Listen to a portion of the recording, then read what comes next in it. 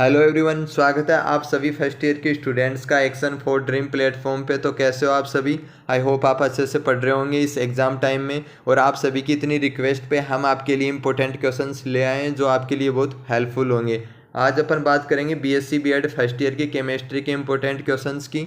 तो इनऑर्गेनिक और organic chemistry के इंपॉर्टेंट क्वेश्चन हमने डाल दिए, तो वो आप देख सकते हैं। आज अपन बात करेंगे फिजिकल केमिस्ट्री के इंपॉर्टेंट क्वेश्चंस, जो आपका केमिस्ट्री का पेपर 3 रहता है, भौतिक रसायन।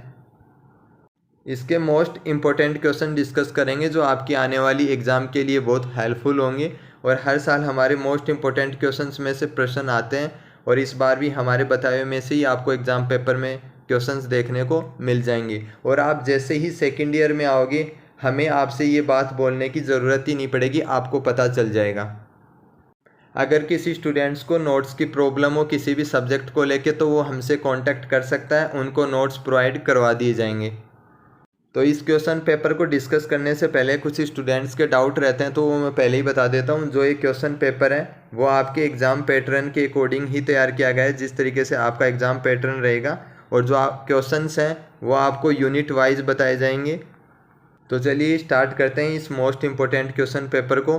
तो जो यूनिट फर्स्ट है आपकी, उसके इम्पोर्टेंट क्वेश्चन देखिएगा। जो क्वेश्चन नंबर फर्स्ट है, दरों की संरचना को समझाने के लिए विभिन्न सिद्धांत कौन से हैं? दरों के आयरिंग सिद्धांत की विवेचना कीजिए। तो आपको दरों के जो भी संरचना के सिद्धांत हैं उनको पढ़ लेना है। और जो दरों के आयरिंग सिद्धांत है ये इम्पोर्टेंट है, तो इससे आपसे अलग से भी क्वेश्चन पूछ सकता है शॉर्ट में। आगे बढ़ते हैं। जो अगला क्वेश्चन है, थर्मोग्राफी एवं सातखंड सेल के संदर्भ में द्रव क्रिस्टलों के सुप्रयोग की व्याख्या कीजिए। तो इनमें से आपसे एक को देख के भी क्वेश्चन पूछ सकता है, दोनों इंपॉर्टेंट है। और नेक्स्ट क्वेश्चन है, सेमेक्टिक और नेमेक्टिक द्रव क्रिस्टल में आपको डिफरेंस पूछ सकता है या फिर इन पे व्याख्या पूछ सकता है आपसे। नेक्स्ट जो आपकी यूनिट सेकंड रहती है, गैसीय अवस्था, इसके इंपॉर्टेंट देख लीजिएगा। तो जो क्वेश्चन नंबर फर्स्ट है, क्रांतिक ताप और बॉयल ताप, वेरी इंपॉर्टेंट है। ऐसे ही इसमें 4 पार्ट दिए हैं, तो ये चारों पार्ट इंपॉर्टेंट है। क्रांतिक अवस्था और गैसों का द्रवीकरण और क्रांतिक स्थिरांक, तो ये सभी इंपॉर्टेंट है, आप पढ़ लीजिएगा। अगले क्वेश्चन पे चलते हैं। अपवर्जित आयतन क्या है? दर्शाइए कि गैस अणुओं का अपवर्जित आयतन उसके वास्तविक आयतन का लगभग 4 गुना होता है।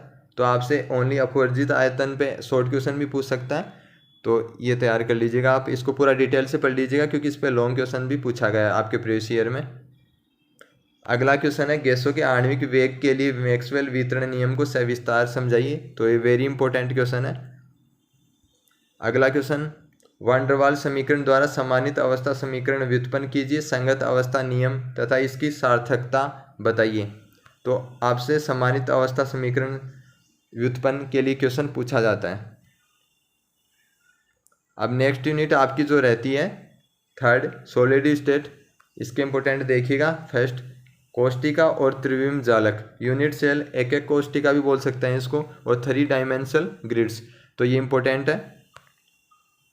और जो इसके 3 पार्ट और हैं ये भी इंपॉर्टेंट है, समदेशिकता और विसमदेशिकता। नेक्स्ट देख लीजिएगा। और ये फोर्थ वेरी इंपॉर्टेंट है, ब्रेग इक्वेशन। अगला क्वेश्चन देखना, क्रिस्टल विज्ञान के नियम। तो इनमें से आपसे एक नियम पूछ लिया जाता है, जैसे अंतराफलक कोण की स्थिरता का नियम, और सेकंड है घातांक का नियम। तो ये जो आपका फर्स्ट नियम है ये इंपॉर्टेंट है, इससे आपके प्रीवियस ईयर में बहुत बार क्वेश्चन पूछा गया है, तो आप इसको जरूर तैयार करिएगा। नेक्स्ट क्वेश्चन है, क्रिस्टल संरचना के अध्ययन में ब्रेन के समीकरण अनुप्रयोगों की विवेचना कीजिए। तो जो ब्रेन नियम है इससे भी क्वेश्चन पूछा जाता है आपसे।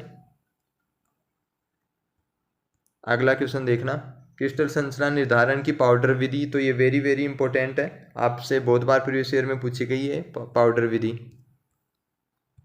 अब आपकी जो नेक्स्ट यूनिट रहती है, यूनिट फोर्थ, कोलाइडी अवस्था, देखिएगा इसके इंपॉर्टेंट। फर्स्ट है टिंडल प्रभाव,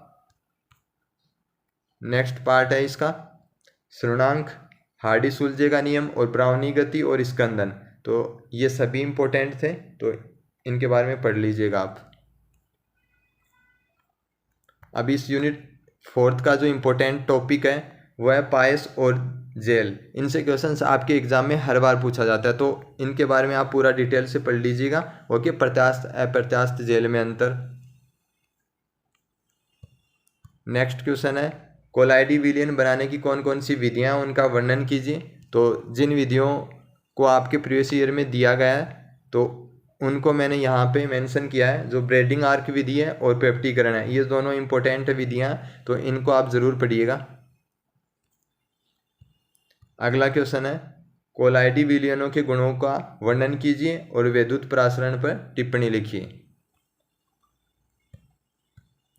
अगला क्वेश्चन विद्युत कण संचलन, तो ये भी इंपॉर्टेंट है, आपसे बहुत बार पूछा गया है। क्वेश्चन नंबर 5 वो देखिएगा कोलाइडों के शुद्धिकरण को शुद्ध करने की विधियों का वर्णन कीजिए। तो इनमें से ये 3 विधियां हैं आपके शुद्धिकरण के लिए, तो इनमें से अपवहन और विद्युत अपवहन ये इंपॉर्टेंट है, इनको जरूर पढ़िएगा आप। नेक्स्ट है द्रव्य स्नेही और द्रव्य विरोधी कोलाइड। अब आपकी नेक्स्ट जो लास्ट यूनिट रहती है यूनिट 5 रासायनिक बल गतिकी केमिकल काइनेटिक्स, इसके इंपॉर्टेंट देखिएगा। क्वेश्चन नंबर 1 है अभिक्रिया वेग को प्रभावित करने वाले कारकों को उदाहरण सहित लिखिए। नेक्स्ट है अभिक्रिया की कोटि एवं अणुसंख्यता से क्या तात्पर्य है।